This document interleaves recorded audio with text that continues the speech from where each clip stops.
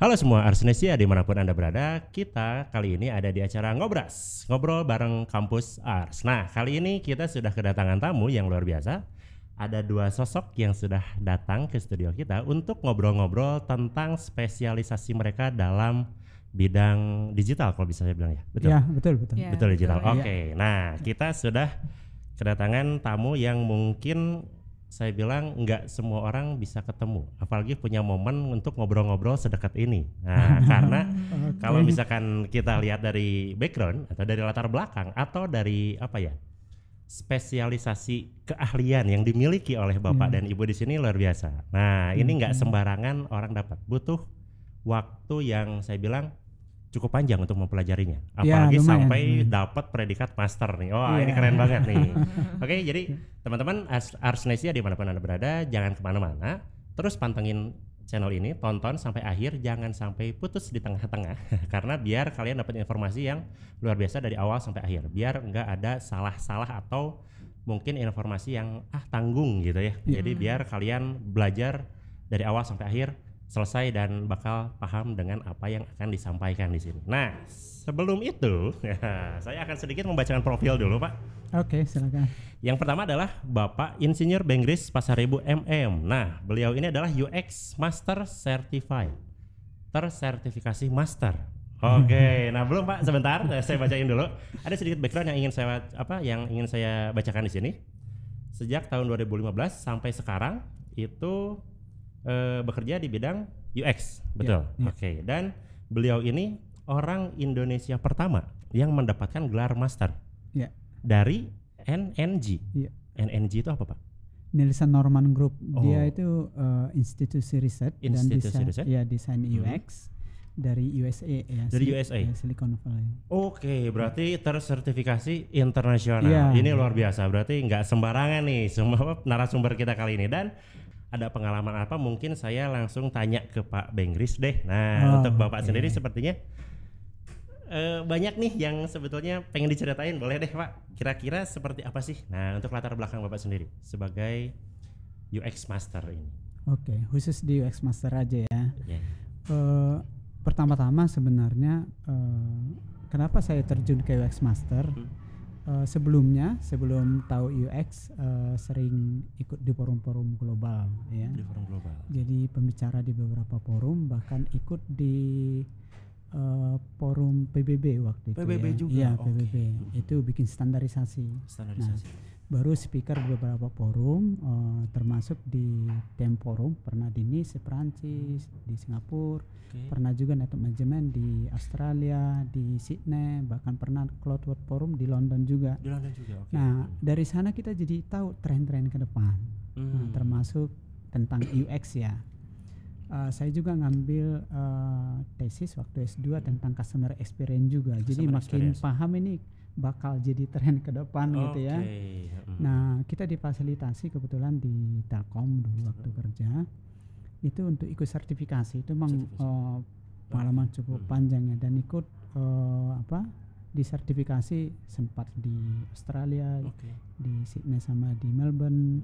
Terus di Copenhagen, di Barcelona, baru di Singapura beberapa kali. Jadi ini kita ikuti untuk memang mengejar supaya bisa master ya. Dan kita yang menginisiat di Telkom ya untuk UX. Bahkan sebelum Unicon yang sekarang tahu UX, kita udah implement di Telkom waktu itu.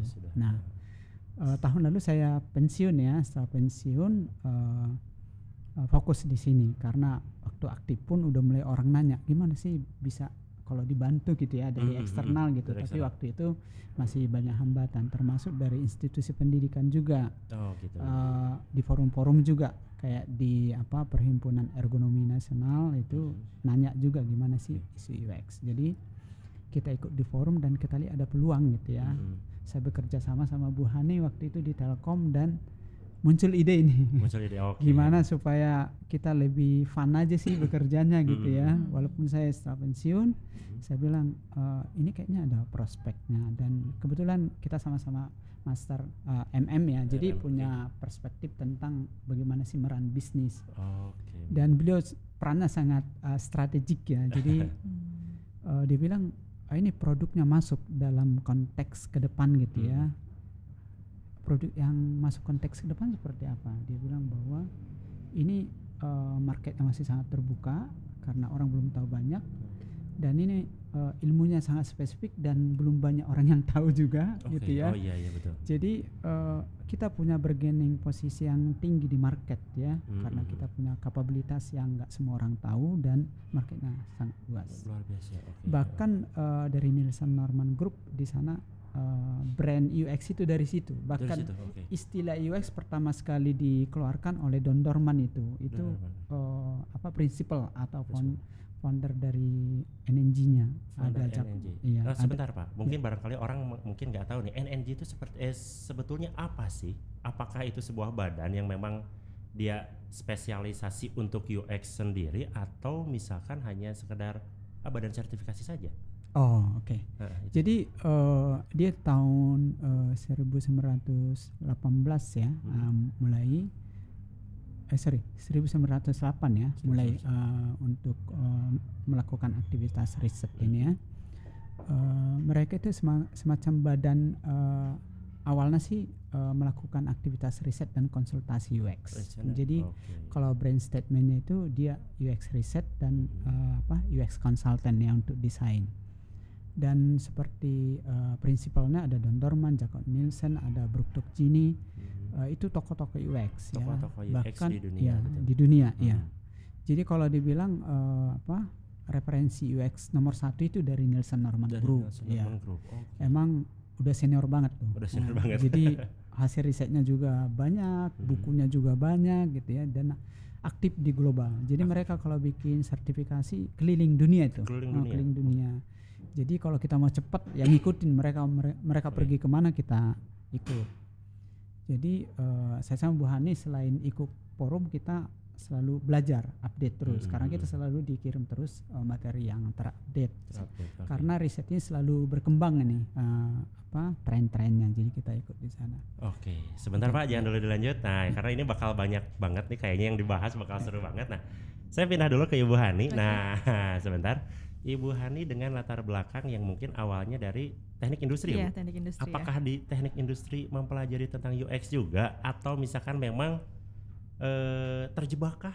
Apakah terjebak dengan tiba-tiba saya profesinya mau jadi spesialisasi UX deh atau gimana nih ceritanya? Jadi awalnya diajarin metode riset heuristic evaluation, kemudian usability testing. Nah di situ saya awalnya belum terlalu ngeh kaitannya sama teknik industri ini ya.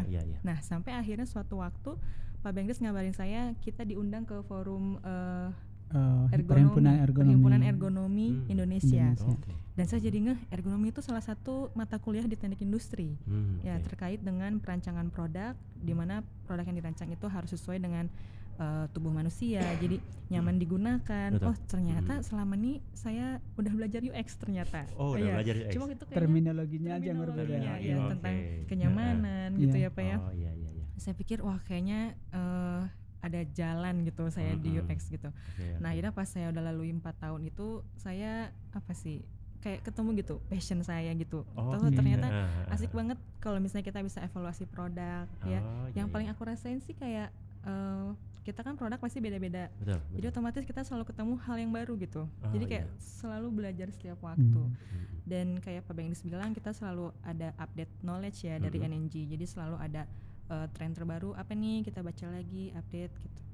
Mungkin itu sampai saya rasa udah 4 tahun. Terus Pak Bengkris ngajakin gimana nih kalau kita fokus. Ya jadi kita bikin sendirilah, kita ada tim kecil, terus kita coba running usaha kita gitu. Akhirnya di situ oke lah gitu. Saya pikir nggak ada salahnya. Berarti akhirnya cocok juga ketemu passionnya. Cocok ya, suka juga dan kan. ketemu sama Pak Bengkris dan luar biasa. Mungkin akhirnya Pak Bengkris ini luar biasa UX masa pertama di Indonesia. Di Indonesia. Kan? Nah ini nanti kita bakal kupas tuntas tentang master UX ini. Jadi itu dulu sebentar. Nah buat teman-teman jangan lupa jangan kemana-mana. Nanti kita bakal lanjut. Sebelum itu kita lihat pariwara yang berikut ini.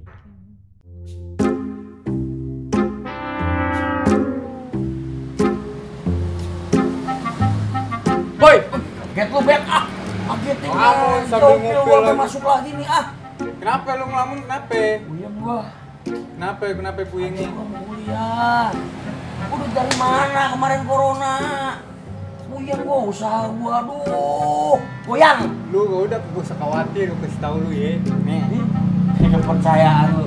Nih gua Lu dari mana gue? Lu bacot mulu, lihat nih.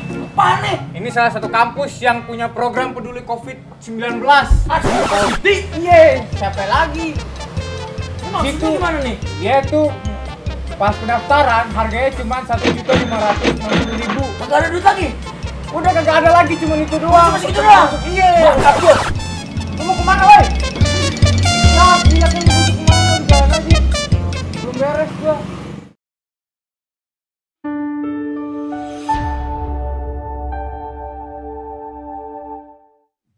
Oke, Arsnes, jadi dimanapun Anda berada, kita sudah kembali lagi masih bersama pembicara kita, Bapak Bengris dan Ibu Hani di segmen 2. Nah, kali ini kita akan langsung membicarakan tentang apakah UX ini dan apakah fungsinya. Lalu apa sih perannya mungkin di masyarakat atau mungkin di industri. Dan bagaimana prosesnya. Nah, kita bakal langsung cerita nih. Nah, langsung mungkin ke Pak Bengris dulu ya. Untuk okay. Ya, mangga ke Bapak dulu, ke Pak Bengris. Sebetulnya UX ini apa dan apa sih fungsinya? Nah. Oke, baik. Secara terminologi sebenarnya UX itu user experience, apa yang dirasakan ya. Oke. Dirasakannya melalui apa gitu ya. Dirasakan melalui penglihatan, ya. Perasaan sekarang udah bisa didengar. Didengar, oke. Nah, dipikirkan. Dipikirkan, oke. Iya. Kalau tadi kita bahas tentang ergonomi itu kan secara fisik ya. Secara fisik, oke. Ya, experience secara fisik, bagaimana kita duduk supaya nyaman gitu ya, ada apa kasurnya supaya empuk gitu ya. Betul. Sekarang UX itu lebih ke apa? Tidak sekedar sentuhan dengarin melihat, tapi secara psikologi. Secara psikologi juga. Ya. Okay. Artinya kalau kita lihat di aplikasi sekarang kan orang apalagi zaman Covid ini ya. Betul. Orang hidupnya banyak di digital. Digital, ya, betul. Anak-anak sekolah di digital, semuanya gitu serba ya, online gitu koordinasi ya, betul. Bahkan arisan betul. reuni itu pakai video conference semua, digital semua. Nah, waktu orang pakai aplikasi atau perangkat digital ya secara khusus ya, walaupun ke semua aspek bisa sebenarnya secara khusus, mudah nggak orang makainya, ya mudah pakai fungsinya dan apa yang diinginkan ada nggak di dalamnya, gitu ya. Gitu. Jadi UX berperan untuk merancang bagaimana supaya aplikasi itu mudah digunakan dan benar-benar fokus kepada apa yang diinginkan. Fokus untuk apa yang diinginkan. Berarti intinya adalah untuk memudahkan pengguna. Tapi selain memudahkan pengguna kan sering pakai sehingga bisnis dari pemilik aplikasi atau produk itu makin meningkat. Jadi UX perannya untuk menyeimbangkan kepentingan user dan bisnis. Menyeimbangkan ya.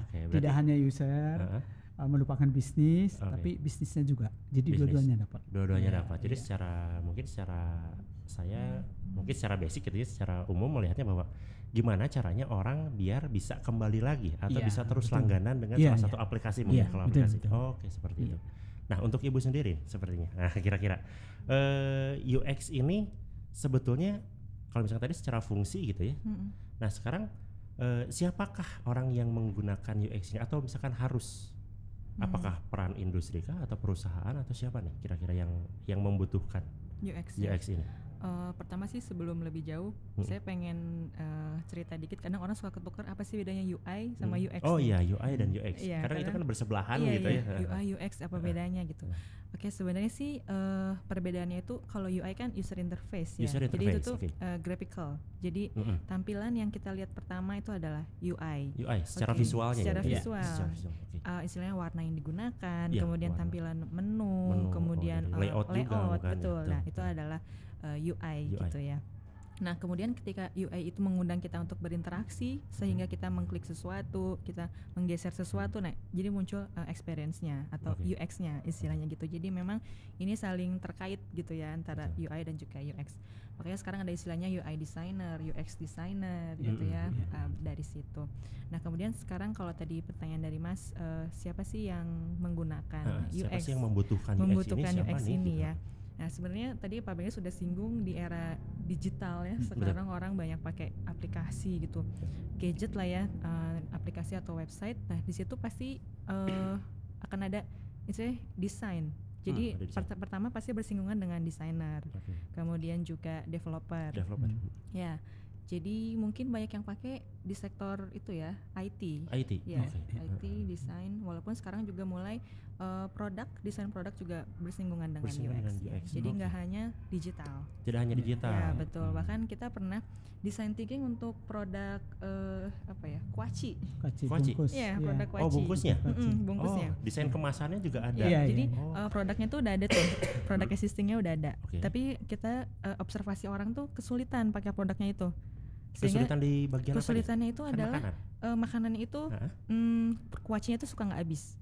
Otomatis orang aduh gimana tutupnya ya, karena nggak ada karet, nggak ada segala macam.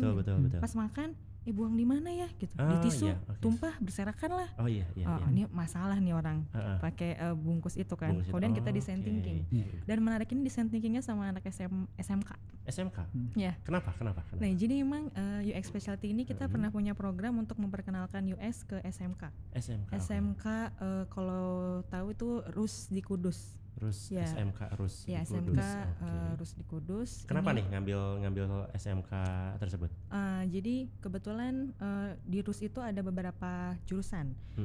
Salah satunya itu adalah graphical design ya. Jadi ada animasi, kemudian ada DKV dan IT ya. Nah, untuk yang graphical design ini kebetulan itu di founding oleh Jarum Foundation dan kebetulan kami berhubungan baik lah, saya kenal waktu itu ada background dari beasiswa Jarum saya waktu kuliah.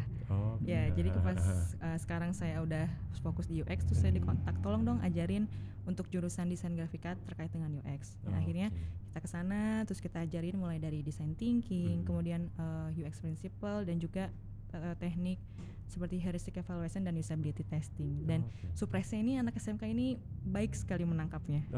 Jadi ada respon baik juga dari mereka dong. Terus balik lagi ke cerita kuaci nih ya. Jadi udah kita design thinking, keluar nih kan ide-idenya. Ada yang pakai perepet gitu ya, ditutup. Zipper. Perepet Sunda pisan. Biar bisa buka tutup. Iya, bisa buka tutup. Ada ide tuh dikasih saku buat plastik. Jadi udah kita makan ada plastiknya. Untuk kulit. Iya, buat buang kulitnya. Ada juga kita kasih saku. Jadi idenya tuh macam-macam banget. Berarti sakunya harus gede banget dong, karena kan kuaci satu. Jadi 2 keping ya. Jadi keping atau 3 gitu, lebih banyak gitu ya. Ngembangnya jadi lebih banyak. Idenya tuh macam-macam banget, sampai ada bungkus yang bisa dicuci lah gitu ya, sampai ada yang bentuknya tumbler lah gitu ya. Ide-ide dari teman-teman anak-anak SMK dari anak SMK itu ya. Luar biasa. Sampai ada ide, kan desain thinking memang kita harus out of the box ya. Betul. Sampai ada ide, Bu, saya mau kasih hamster di dalamnya. Jadi langsung dimakan biji kuaci. Terus ada hamster, dibuang juga sama hamsternya. Akhirnya dari situ udah jadi prototipenya kan. Nah itu harus kita ujikan ke pengguna kan. Jadi kita UT, usability testing. Jadi kita pindahin kuacinya, terus kita bikin prototipenya, kasih, terus oh iya nih enak nih, jadi bagus. Kadang ada yang bilang kecil banget sih ini sakunya, mana cukup. Akhirnya kita dapat kayak masukan kan untuk desain ya. Jadi ya itu ternyata nggak harus produk digital gitu ya. Nggak harus produk digital. Betul, bisa diaplikasikan ke berbagai macam produk juga. Gitu, Jadi kalau misalnya kita bilang siapa sih yang membutuhkan, sebetulnya dari berbagai macam bidang pun membutuhkan ini. Karena harus ada tesnya dulu dong, bagaimana sebuah produk sebelum dipasarkan seperti itu ya. Oke, luar biasa. Sejauh kita mau bikin produk, mulai dari nggak ada udah di launching, itu butuh ilmu UX butuh ilmu UX. Karena yang mengkonsumsi kan manusia. Bahkan betul. Tren ke depan ada tren di industri 4.0. Iya betul. Itu makin banyak nanti aktivitas manusia itu tergantikan oleh robot. Betul. Itu pun kapabilitas desain itu sangat dibutuhkan. Karena apa? Misalnya robot ya, nggak perlu kita ambil remote control untuk manggil robot. Betul. Kita harus rancang robot itu seperti manusia. Jadi misalnya manggil robot, kita kasih nama aja dia, misalnya si Badu. Badu sini gitu. Jadi dia harus tahu dia dipanggil gitu ya. Dia harus ada responnya juga. Harus respon. Atau kita mau ngomong rahasia gitu, kasih kode-kode apa, misalnya kedipin pakai mata gini, langsung pergi dia misalnya lagi ada tamu misalnya. Jadi dia harus seperti manusia. Bagaimana merancang robot ke depan supaya paham komunikasi manusia, kita harus punya kapabilitas mendesain juga. Berarti kita bilang ada kaitan antara satu ilmu dengan ilmu yang lainnya dong. Ya.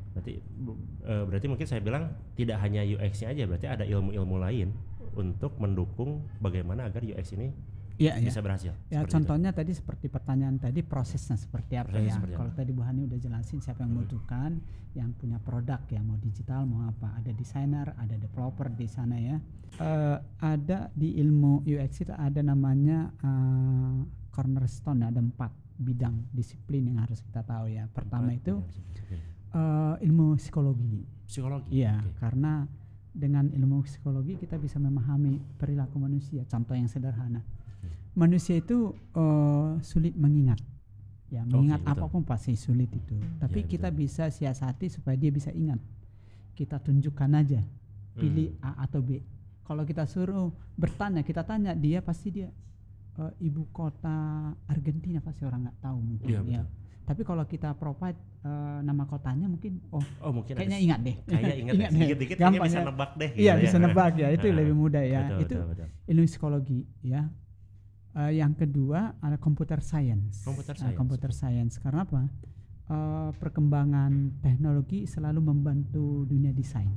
Iya betul. Contoh sederhana misalnya handphone. Kalau dulu harus kita munculkan keyboard kan, untuk mau ngetik apapun keyboard. Sekarang sentuh aja, udah virtual keyboard. Betul. Bahkan anak-anak mau main game nggak perlu tahu itu keyboard ya, langsung sentuh-sentuh lihat gambarnya ya. Betul. Itu namanya computer science. Terus yang berikutnya ilmu sosiologi ya.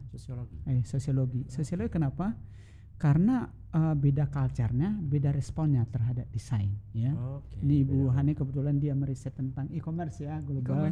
Ya ada perilaku culture tertentu. Nah, secara umum misalnya dunia ini lebih suka yang minimalis desain. Desain. Iya, satu halaman udah nggak usah terlalu banyak. Lebih sederhana, lebih simpel, mungkin lebih mudah lebih mudah digunakan. Lebih mudah digunakan. Iya.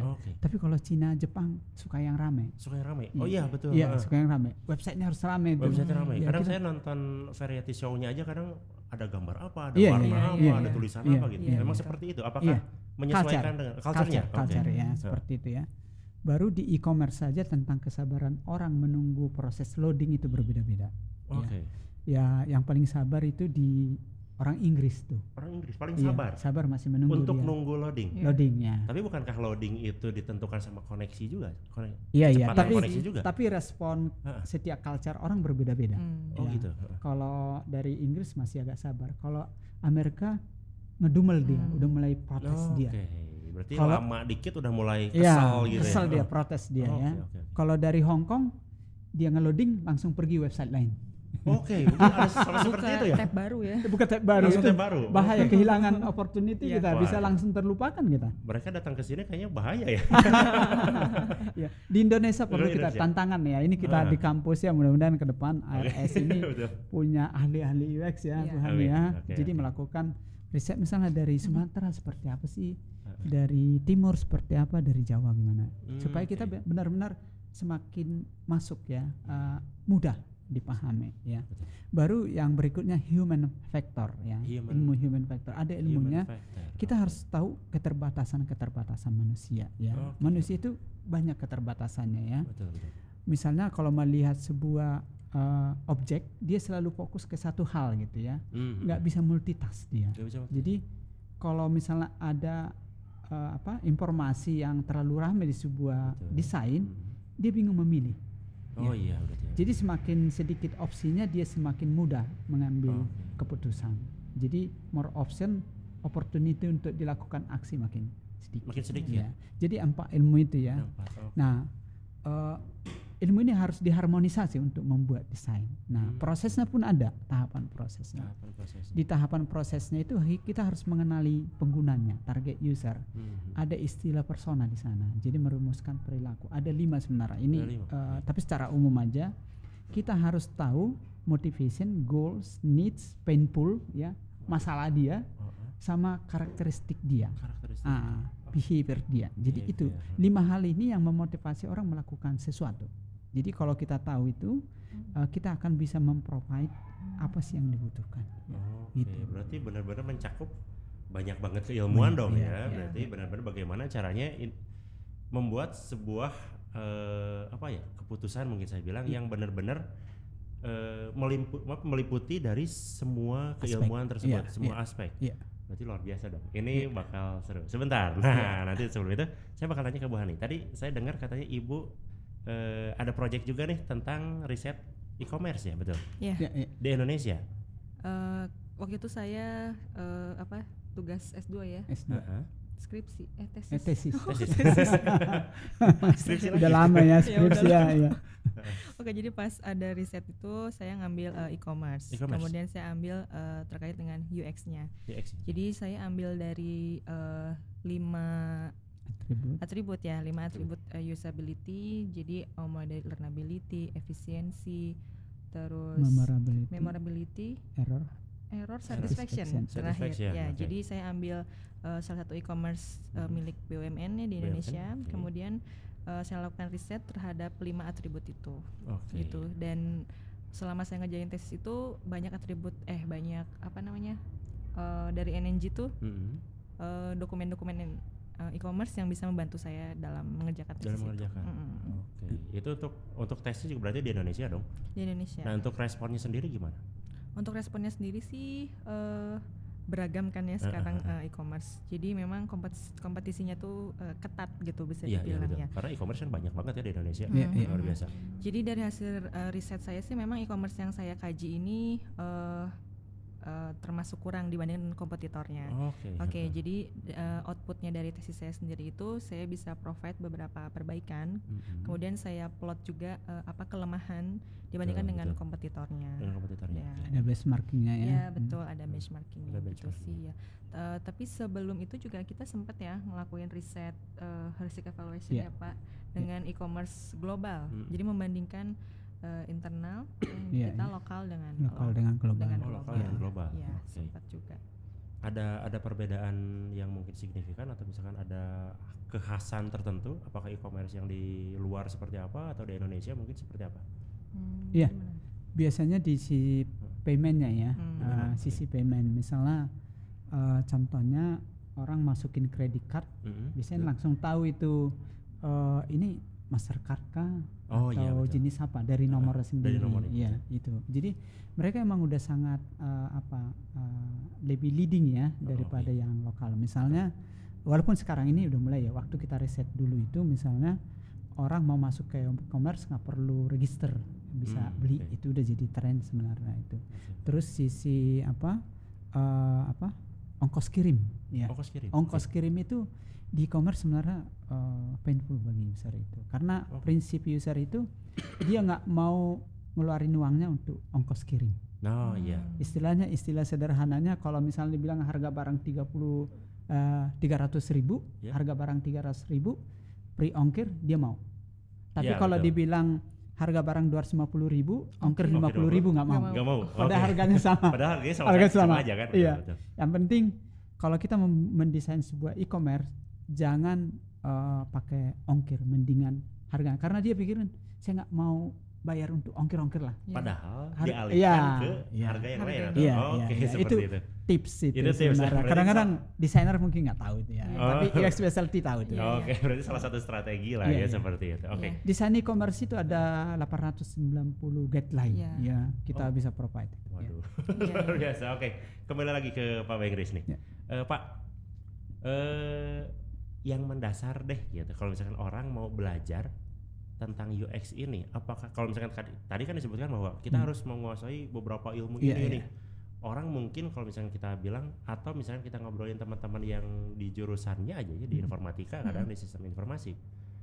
Kamu pengen belajar UX atau misalkan pengen belajar jadi master UX, harus menguasai ini nih. Kayaknya kan orang-orang sekarang udah kok banyak banget sih yang dipelajari. Nah, kira-kira sebagai basicnya apa sih Pak yang harus diperlukan gitu? Nah, kalau UX specialty karena gini, walaupun kita belajar dari NNG ya secara guideline ya, tren global gitu. UX specialty kelebihannya adalah melokalize ilmu global ini ya, melokalize ya. Pertama dengan bahasa yang mudah ya. Terus kita membuat guideline atau proses ya untuk belajarnya itu semudah mungkin, karena kita telah melakukan evaluasi lebih 150 produk di dalam negeri, bahkan produk luar seperti tadi Bu Hani bilang. Bahkan kita pernah usability testing di Kuala Lumpur. Jadi experience kita udah banyak dari sana. Kita selalu simplifikasi proses belajarnya. Nah, kalau ditanya apa dulu gitu ya, intinya sebenarnya belajar UX bagaimana memahami proses interaksi, ya. Proses interaksi ya. Antara manusia dengan produk. Dengan produk. Manusia dengan produk ya. Ilmu yang paling simpel sebenarnya belajar heuristik evaluasi. Heuristik, Ada 10 prinsip interaksi dari Jacob Nielsen, baca itu langsung exercise. Lihat produk langsung dievaluasi gitu ya dengan 10 prinsip interaksi. Yang paling gampang sih ikut training UX Specialty ya. Buat teman-teman. Iya betul. Karena itu nggak hanya teori ya, tapi kita langsung praktek gitu ya. Terus kita coba kasih tahu nih yang salahnya di mana, jadi langsung bisa terlatih gitu. Jadi pasti keluar dari hasil training kita tuh ini nggak enak, ini harusnya gini, jadi kayak ngedumel terus ya kalau pakai produk. Oke, sebentar. Oke, buat teman-teman, kita bakal ngebahas juga UX Specialty. Nah, ini tadi maaf belum disampaikan tadi di awal, mungkin saya lupa, maaf. Nah, karena Bapak Benggris ini adalah founder juga dari UX Specialty dan Ibu Hana adalah CEO-nya dari UX Specialty. Nanti kita bakal cerita lebih dalam tentang apakah UX Specialty dan mungkin nanti ada kaitannya juga dengan bagaimana caranya untuk mempelajari dan training apa saja sih yang nanti didapat kalau misalkan kita ikut pelatihan di UX Specialty. Jangan kemana-mana, setelah pariwara ini kita akan lanjut ngobrol dengan Pak Benggris dan Ibu Hana. Sampai jumpa. Ibu Hani, oke lupa. Oke.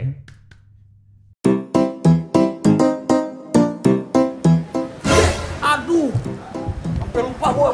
Apaan? Gua udah nyelonong pergi tadi. Gua nggak tahu di mana kampusnya. Semangat banget gua nih. Lu main nyelonong aja. Terus gimana cara daftarnya? Sekarang mau kagak usah ribet-ribet, lu harus nyamperin kampusnya. Udah kayak di sekolah aja. Kagak usah ke kampus? Kagak usah beli formulir? Kagak usah. Jadi langsung aja gimana caranya? Langsung aja masuk ke ars.ac.id. Tinggal masuk sini doang nih, ars.ac.id nih. Oh, online lah. Oh, langsung buka aja. Bisa bantuin gua? Gua bantuin lo. Nih, tinggal buka kesini aja nih. Wah, emang bener-bener lu temen gua. Lu sih menyolong Thank you. Aduh, brother.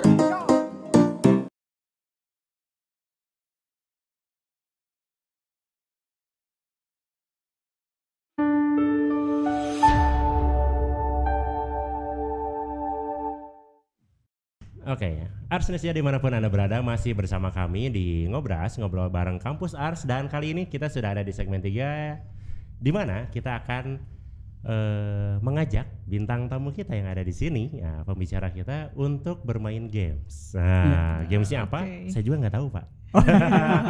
Biar surprise ya. Ini biar surprise karena tim sudah menyiapkan ini, dan kita coba untuk bermain bersama-sama. Nah, bisa dilihat di layar. Nah, yang pertama, siapakah aku? Nah, nanti bisa tinggal ditebak aja, Pak.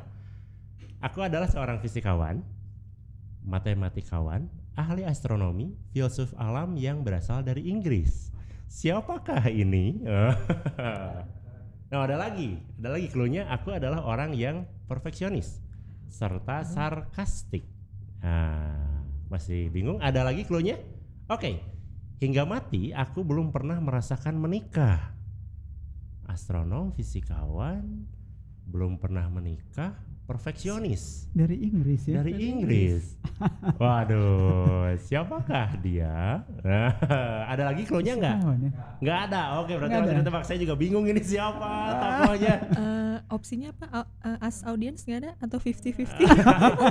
Ada phone a friend gitu, ada 50-50. Silakan, atau pas aja karena saya juga bingung. Iya. Saya pelajaran sejarahnya dulu sering bolos, Pak. Ya, sama itu, Pak. Oh, sama. Aku nggak bolos sih, cuman karena dosennya gurunya pintar sekali kayak cerita itu nggak dengar lagi. Sama, saya juga nggak begitu suka dengan sejarah dan saya nggak tahu. Oke. Gimana? Pas. Oke. Nggak berani. Apakah jawabannya? Kita lihat. Isaac Newton. Luar biasa. Saya nggak pernah nyangka dan nggak kepikiran juga ini. Nggak nikah ya. Hukum Newton 1, 2, 3 itu ya. Iya, itu gravitasi Newton kan? Iya. Oh iya. Udah gini baru ingat ya. Oh benar. Iya. Gravitasi juga. Sama ini bumi bulat kan Newton ya? Newton. Saya juga nggak tahu yang jujur. yang apel jatuh kan? Ya, itu udah paling ingat apel fisika. Jatuh, iya. Newton, apel jatuh ya. Gravitasi. Jadi tahu kan? Ini UX. Oke, kita lanjut Pak, Ibu dan Bapak, kita lanjut ke pertanyaan kedua. Siapakah aku? Nah, next. Aku lahir di New York, Amerika Serikat. Berikutnya, setiap 2 menit sekali aku menghasilkan 661 juta rupiah. Oke, berarti ini modern nih. Siapakah? Aplikasi yang kubuat berwarna biru karena diriku buta warna merah dan hijau. Oke. Hani aja deh. Ada lagi clue-nya? Selesai? Gak ada. Oke, siapakah beliau? Ini Mark Zuckerberg ya. Iya kayaknya sih Mark. Rebutan siapa yang duluan? Siapa yang duluan? Saya. Oke. Siapa? Mark Zuckerberg. Mark ya.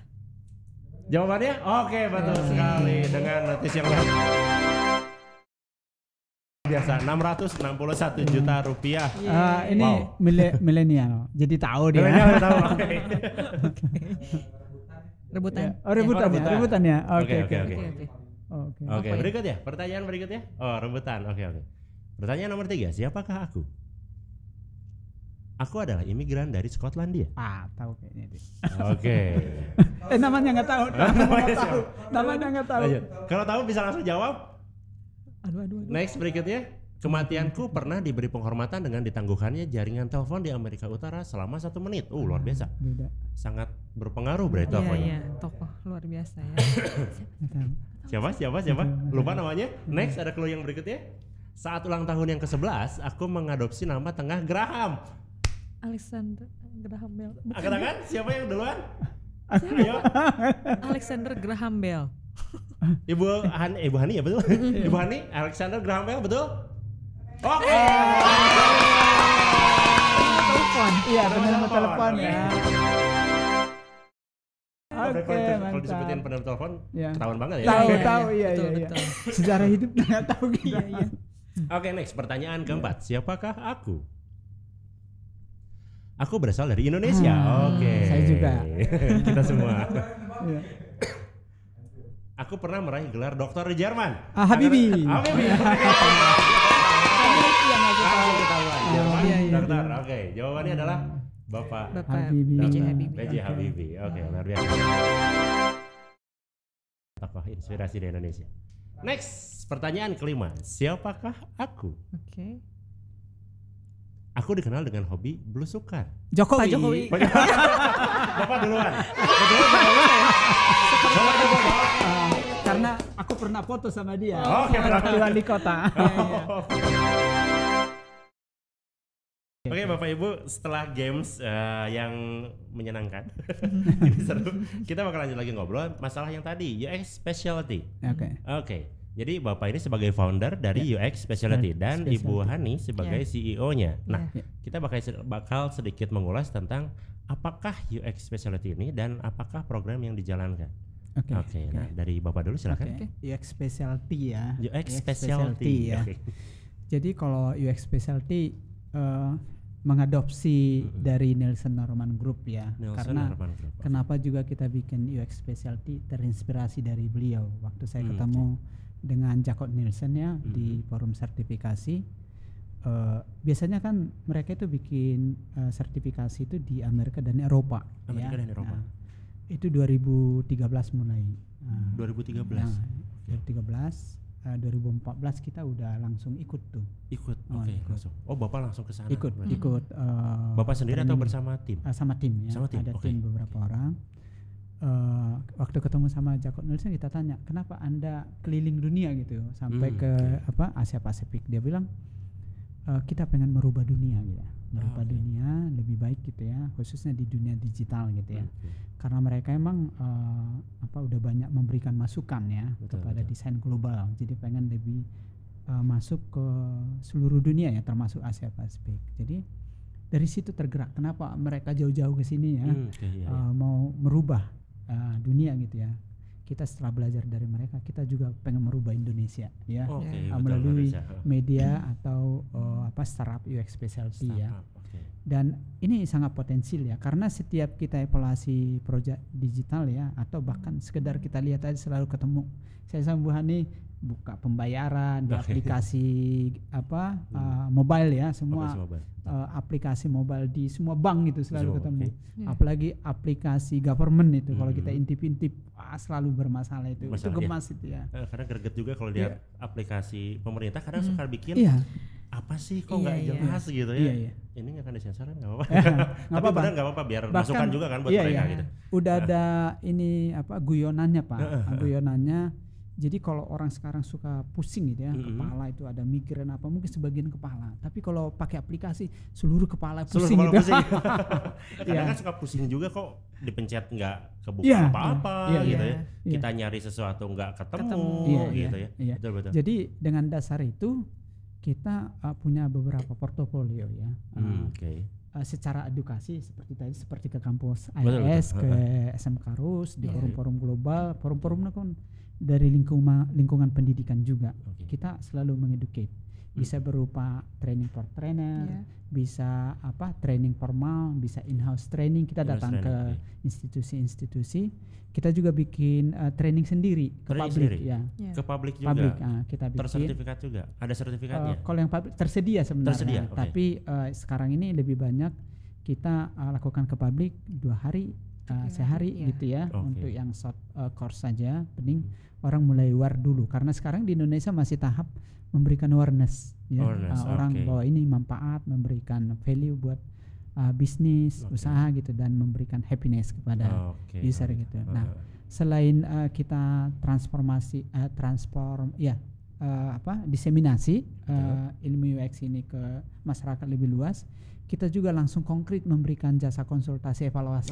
Jasa konsultasi. Itu selalu ada. Bahkan di zaman COVID ini kita nggak pernah berhenti dapat order terus, itu ya. Terus ordernya.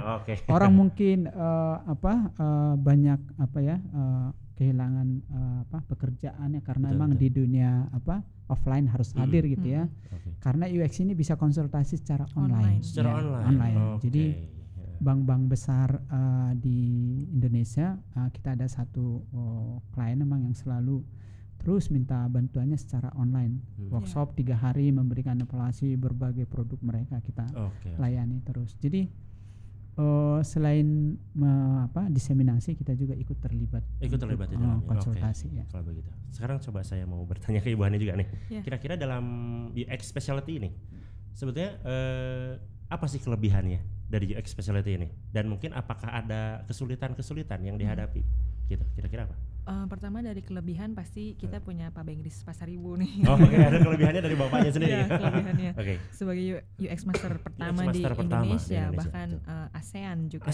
Dan untuk 4 disiplin ini baru keempat ya di dunia. Di dunia. Tadinya tuh kita Januari ini udah mau berangkat ke Singapura ya untuk menyelesaikan 5 disiplin. Kalau 5 disiplin Bapak jadi kedua di dunia.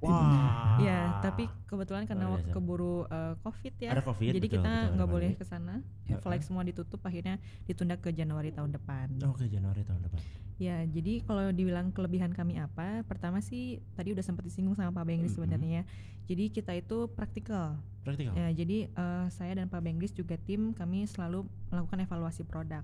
Nah, jadi dari hasil evaluasi heuristic evaluation atau usability testing, kami jadi punya pengalaman dan kami bisa bagikan itu kepada para peserta training. Jadi nggak sekedar hanya teori gitu ya, tapi kami bisa bagikan dari hasil pengalaman tuh dominan produk masalahnya seperti ini, sehingga perbaikannya seperti ini gitu. Dan setiap training memang kita selalu belajar untuk hand on gitu. Jadi keluar dari training ini harus langsung bisa evaluasi produk ya. Ya, bisa melakukan HE, bisa melakukan UT, usability testing gitu. Jadi nggak langsung teori yang hilang nguap gitu aja gitu. Kadang kan kita ikut training kita duduk berapa jam, datang pas keluar ngantuk-ngantuk gitu kan. Pas keluar apa sih gitu ya. Tadi ngapain sih gitu. Dan bahkan kami suka menyediakan kayak after trainingnya gitu. Misalnya masih ada konsultasi, ini saya masih bingung nih, lupa nih gimana. Itu bisa kita mau online gitu ya, offline. Karena kita pengen jadi berkat ya. Betul. Ya, itu prinsip utama UX specialty memang. Kami ingin menjadi berkat bagi orang lain gitu. Jadi bisa bermanfaat untuk orang banyak. Iya, jadi begitu ada kesempatan di pendidikan tuh seneng banget kita Pak ya. Ya jadi kemarin bisa terlibat di SMK, kemudian di kampus, salah satunya di ARS ini. Jadi ini luar biasa sekali gitu. Satu lagi pertanyaan mungkin untuk Pak Bengris. Partnership, kira-kira sudah bekerja sama dengan banyak sekali perusahaan kan? Apakah bagaimana? Ya, ada listnya sih ya. Ada listnya. Di IG kita ada list perusahaan-perusahaan yang udah kerjasama ya. Jadi hampir dari semua jenis usaha ya. Ada finansial, ada e-commerce, ada pendidikan, ada juga sosial juga, macam-macam lah. Untuk produk aja, jasa juga bisa. Jasa nggak? Hanya jasa konsultasi. Jasa konsultasinya. Berarti teman-teman semuanya ini luar biasa. Ownernya adalah master. Lalu targetnya adalah untuk menjadi berkat bagi semuanya. Berarti otomatis semua pelatihannya dijamin nggak akan nguap. Iya. Betul. Nggak akan nguap. Kalian ikut pelatihan. Kalian membayar pasti memiliki hasil yang luar biasa. Dijamin dari UX Specialty. Dan tambahan. Di dunia tahun 2050 sampai tahun 2050 Jacob Nielsen memperkirakan butuh 1 juta orang ahli UX di dunia. Saat ini di akhir tahun lalu lah ya, yang kami temukan NNG belum bisa mencapai 10.000 pun belum bisa. 10.000 pun di belum dunia bisa. Belum berarti bisa. masih banyak sekali peluangnya yang dibutuhkan dari peluangnya. Kalau begitu. Sobat Arsnesia dimanapun Anda berada, apakah Anda mahasiswa ataupun bukan? Nih. Koreksi ya. 100 juta. 100 juta orang butuh ahli UX di dunia. 100 juta orang. 2050. 2050 sekarang sudah tercapai berapa? Di NNG, ukuran NNG akhir tahun lalu belum sampai 10.000. Belum sampai 10.000. Peluangnya sangat banyak. Buat teman-teman semua mahasiswa dimanapun Anda berada, gitu ya. Atau misalkan calon mahasiswa yang ingin mempelajari UX bisa langsung ke UX Specialty. Nah, dan ARS ini ini promosi dong Pak, boleh. ARS ini bekerja sama dengan beliau. Jadi luar biasa kalau teman-teman mahasiswa baru pengen kuliah dan tertarik untuk belajar UX, silahkan datang ke kampus kita. Dan buat teman-teman atau orang-orang di luar sana yang mungkin ingin mempelajari UX, kira-kira bisa langsung ke Bapak lewat apa atau dan bagaimana nih prosesnya? Bu. Kami ada di sosial media ya, ada IG, UX Specialty, kemudian ada Facebook juga. Nanti linknya ada di bawah deskripsi. Linknya ada di bawah. Kemudian kami menyediakan banyak modul ya, ada 25 modul dan mungkin bisa kita kasih ya listnya, biar bisa dipilih. Apa lagi ya? Ada yang mau ditambahin Pak? Mungkin sedikit kisi-kisi biaya nih kira-kira berapa? Mungkin kalau misalkan eksklusif saya kayaknya mau perorangan aja mau belajar UX, kira-kira berapa sih kisaran budget yang harus dikeluarkan untuk pelatihan? Yang pernah kita lakukan langsung ke publik ya. Jadi kita bikin 3 rate sebenarnya. 3 rate, Untuk mahasiswa yang 2 hari aja ya, yang 2 hari. Untuk mahasiswa 1,5 juta, yang startup 2,5 juta, tapi company itu 3,5 sampai 5 juta. 3,5 sampai 5 juta. Semua kita akomodasi. Kembali ke tadi pengen jadi berkat. Jadi kita semua segmen kita akomodasi lah. Diakomodasi. Tapi saya pikir untuk rate segitu mungkin termasuk, apalagi untuk company gitu ya, itu termasuk yang murah banget. Kalau di NNG selain kita ongkos, apalagi kalau ke Eropa harus ke luar negeri juga, itu lebih mahal. Sekali pergi bisa 100 juta itu Pak. Daripada keluar negeri lebih mahal, kenapa nggak di sini aja dengan UX Specialty yang istilahnya ada di Indonesia, rate-nya lebih murah tapi kualitas atau hasilnya tetap sama. Lebih baik lagi. Udah dilokalize ya. Luar biasa begitu kalau begitu. Bapak terima kasih. Barangkali ada closing statement yang ingin disampaikan dari Ibu, dari Bapak. Mangga. Jadi buat teman-teman yang pengen belajar UX tuh jangan takut, semua bidang bisa belajar ya. Nggak ada syarat ya. Nggak ada syarat apapun. Intinya tinggal mau baca, mau belajar gitu ya. Apalagi UX ini menarik, dia akan selalu trending gitu ya. Jadi menarik banget ya. Jadi jangan ragu buat belajar UX, mau fun, santai gitu ya, bisa ke kami karena memang selain ada Pak Bengris juga ya kami banyak evaluasi produk. Udah lebih, saya sendiri aja tuh udah hampir 110 produk yang udah saya evaluasi ya. Oke, luar biasa. Untuk UT-nya sekitar 40, sisanya HE gitu. Jadi jangan ragu, ayo training sama kita ajarin sampai bisa. Sampai bisa ya. Oke, luar biasa. Ya mungkin tambahan ya. Tambahan ada lagi. Ya yang mau kuliah pilih ARS aja. Pilih ARS aja. Karena karena modul-modul UX sudah kita rancang ya, masuk di program rancang di semester 1, 2 sampai semester luar biasa. 6 ya. Sudah bekerjasama dengan kurikulum dari kampus. Ya mulai design thinking, evaluasi semua prinsip modul-modul yang kita miliki udah kita masukkan di program ARS. Jadi mau ahli UX. Oke, jadi terima kasih banyak sudah hadir di sini Bapak Bengris dan Ibu Hani. Ilmunya sangat bermanfaat dan luar biasa, dan teman-teman juga barangkali nanti ada yang tertarik dan berminat bisa langsung menghubungi beliau, dan linknya ada nanti di deskripsi dari YouTube-nya, Instagram dan Facebook. Oke. Jadi terima kasih banyak. Terakhir saya ucapkan, tapi sebelum itu, boleh dong kita selfie dulu. Oke. Dan kita untuk abadikan karena jarang-jarang loh bisa kedatangan lagi, tapi barangkali nanti diundang lagi. Siap dong? Oke. Jadi berkat siap lah. Jadi berkat siap. Oke, kalau begitu kita foto dulu. Nah, oke. 1, 2, 3. Sekali lagi. 1, 2, 3. Oke, terima kasih banyak. Saya ucapkan sampai ketemu lagi. Bye bye semuanya. Dadah. Oke.